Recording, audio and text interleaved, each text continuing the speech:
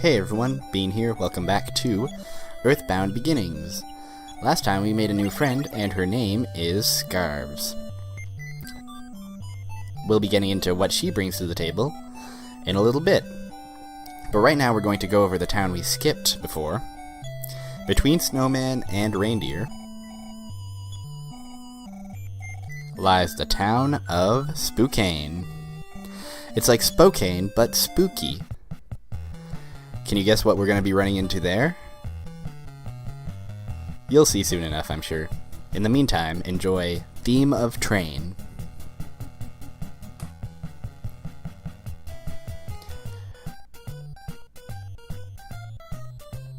So, as was alluded to by some other NPCs that we ran into in Reindeer, Spookane is abandoned and overrun with monsters.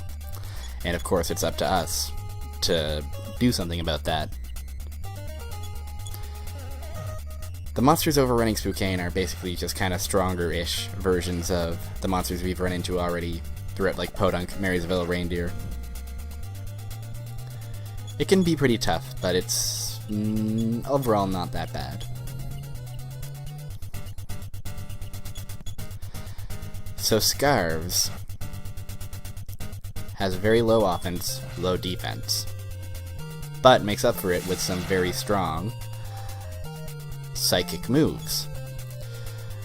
Offensive psychic moves, even.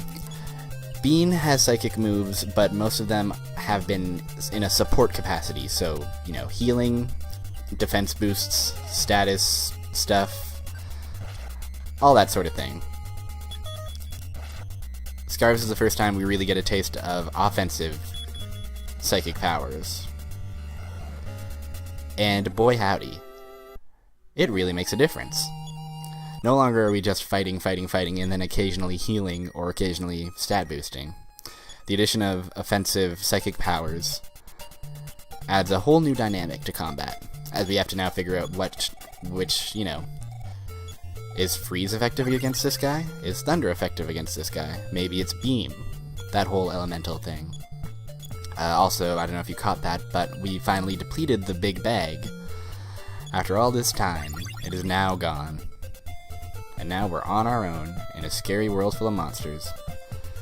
Sure enough, downtown Spookane is void of any NPCs, and has only monsters to offer us. We better get to the bottom of this.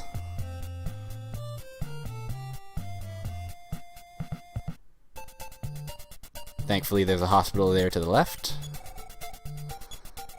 It's functional, it does what hospitals do. And there's a hotel, even. A perfectly normal hotel. Nice and cheap. Seems legit.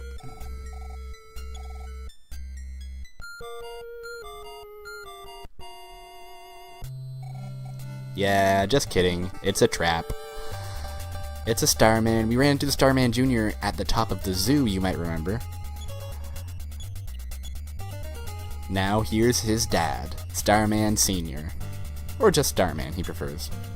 I will also say that even though this is an ambush, it's very kind of them to actually let us sleep and get our full heal out of that before they ambush us. So, Scarves is great.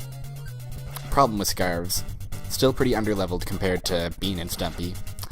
And as a result, since I haven't really beefed her up defensively quite as much as I could, she's a bit of a glass cannon, so I have to play very defensively with her in mind. With only 52 HP, that means, you know, one ill-timed crit can be the death of her. And that severely incapacitates the team.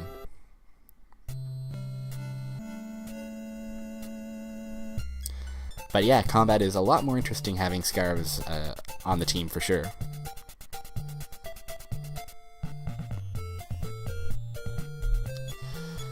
So here we've run into Spookane's residential sector, where all the townspeople have fled due to the streets being filled with monsters. Hopefully we can figure out what's going on.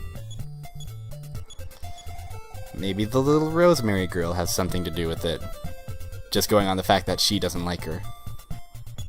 Well, heck. Noticing a theme of NPCs just trusting us because we seem nice. It's a good theme. Mostly ghosts.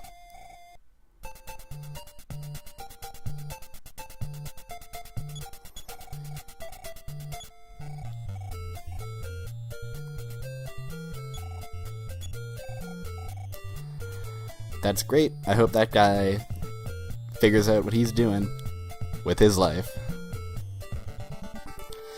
So, in addition to a few new enemies like the red snake, we also find beefed up arrangements of enemies we've already seen. So,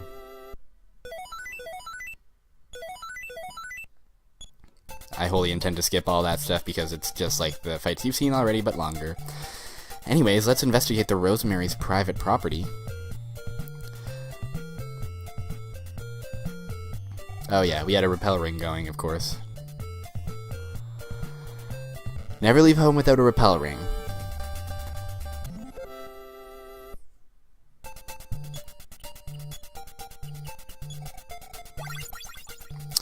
It's also worth noting that Scarves has healing beta, life up beta,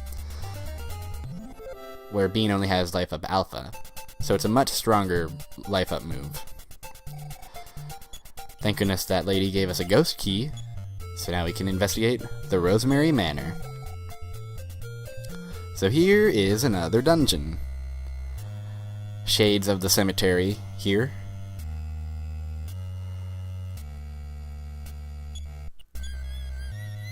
And we've got on our hands another maze, I'm afraid.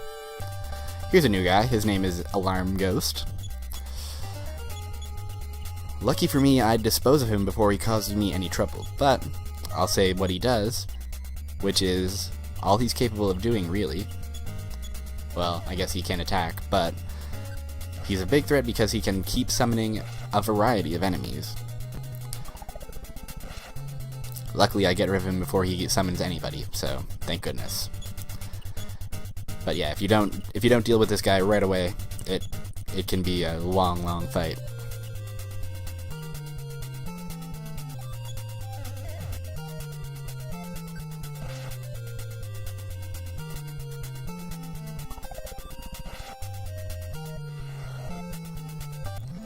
Job well done. So yeah, Rosemary's Manor is a series of rooms like this, basically. One door on the right, two doors on the left. What path's the right path?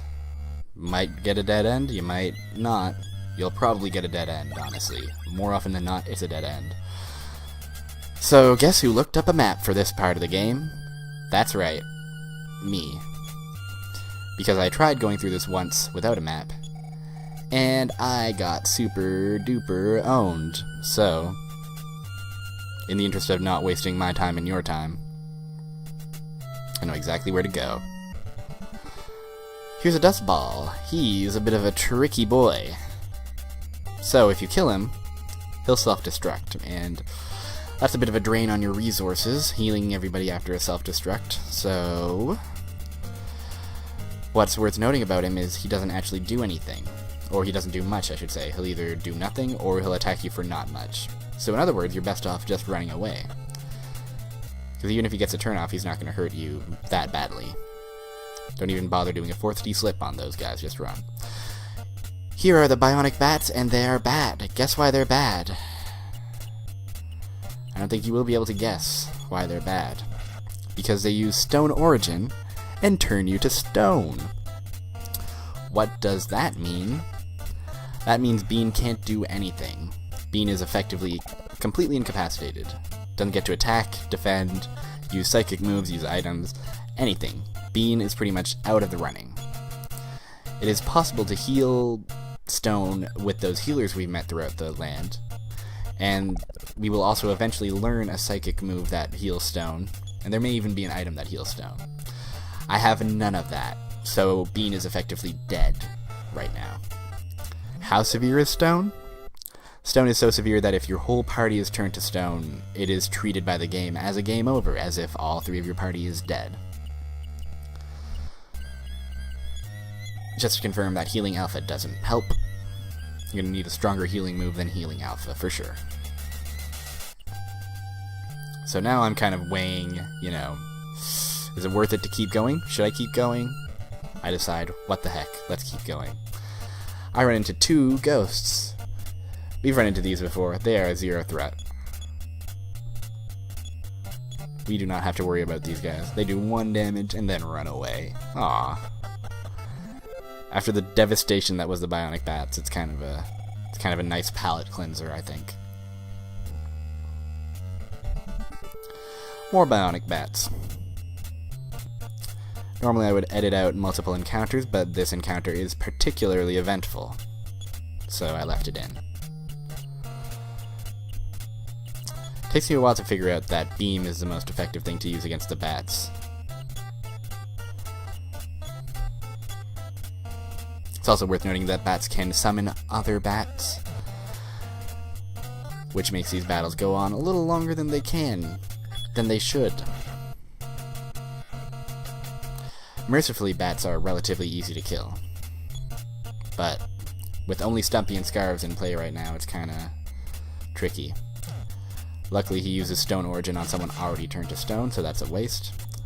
And the other nice thing about having a teammate turn to stone is that any attacks to them, it's like, you know, whatever. They're pretty much dead already, so, you know, waste your attacks on Bean, who cares? Go for it.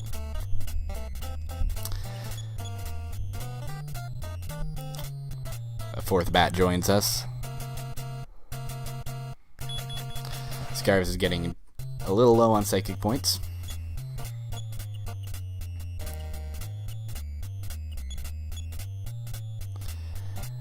And now Stumpy has 2 been turned to stone. So that's rough. That means that Scarves alone is holding down the fort right now. And again, very low on psychic points, and very low on health points now, too. So, it's a pretty bad scene.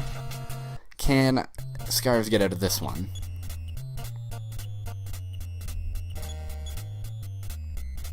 Thankfully, the bat's turn is wasted, calling for someone who never shows up. And I managed to just scrape by.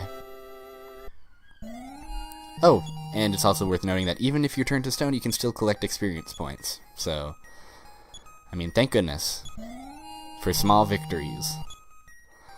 But yeah, 4 hit points. Gonna spend the rest of my psychic points right away on healing Scarves. And right now the question I'm asking is it worth it to keep going, or should I just bail? I'm probably going to run into another encounter, but ultimately I decide to go for it. Scarves pushes the motionless Bean and Stumpy forward with the speed and fervor of a very strong mover. I truly should have turned back. But we made it. We made it to the piano that the mouse was talking about, thankfully. And what are we going to find in the piano?